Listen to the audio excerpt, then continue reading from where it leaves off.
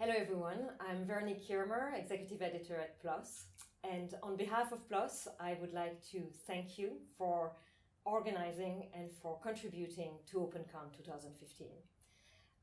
This was the second annual conference for open access researchers in their early careers, for students who are dedicated to open access, open education, and open data.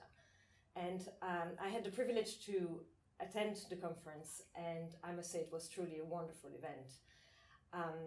It was really inspiring and heartening to hear what the open science innovators are thinking of and doing.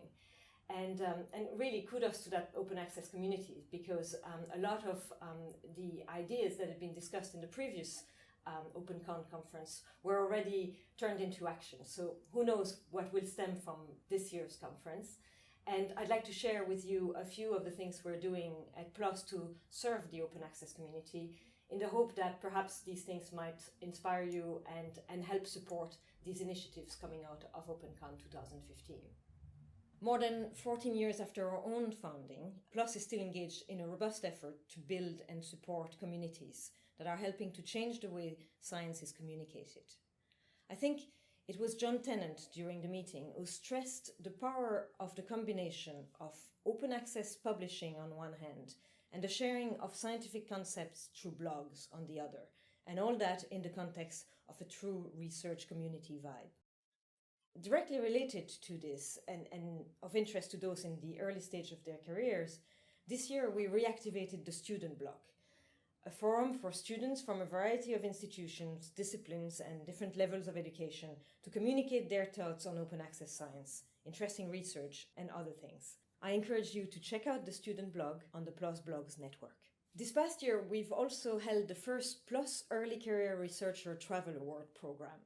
This was to recognize efforts by PLOS authors in the early stages of their career and to support opportunities for them to present their research findings to a wide audience.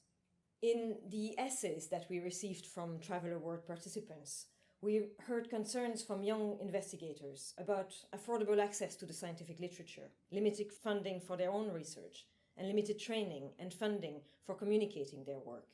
These themes were reflected at OpenCon in discussions about article processing charges, the complicated nuances of copyright licenses, and the difficulty of data sharing. Over the years, PLOS has tackled these issues and developed some resources. For example, we offer publication fee assistance for those in need. We have produced educational guides, such as How Open Is It? And finally, in 2014, we have introduced a strong data access policy that is really encouraging authors to share their data in a usable and effective way. But we're not stopping with this. In the next year or two, you'll see some wholesale changes coming from us.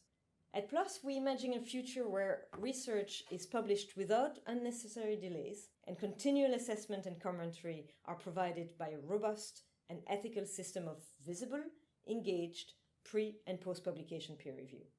We imagine a global editorial and reviewer-contributor community that includes young investigators, appropriately trained, recognized, and incentivized.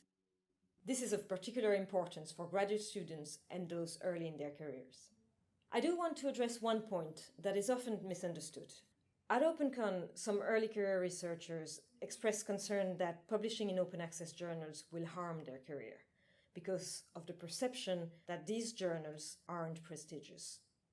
I was gratified to hear several speakers address this misconception directly, as we all know this is simply not true.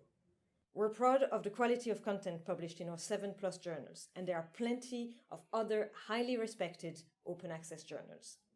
In fact, what is true about publishing in open access journals is the increase in exposure, reach, and influence that an article can have as interested readers, educators, policymakers, and other researchers share, reuse, and remix that open access content without restriction. I'd like to close by mentioning that in a recent Q&A with PLOS, Dr. Bruce Alberts said, "Momentum for change must come from the young."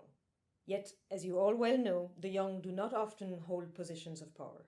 Alberts and a few of his colleagues, all eminent scientists and scholars, understand that established individuals must actively advocate for change. Whether that change is related to evaluating the merit of work at the article level rather than the journal level, or providing recognition for contributions such as reviewing manuscripts. They've started an initiative rescuing biomedical research that seeks to help bring together and support suggestions for change in science policy infrastructure. I urge you to continue to get involved in creating the landscape that you want to see in as many ways as you can, and keep knocking down the barriers. We at PLOS are here to work with you. We want to support you in promoting open access, and we know it's no longer only about open access. It's about open data, it's about open science. So let's work together.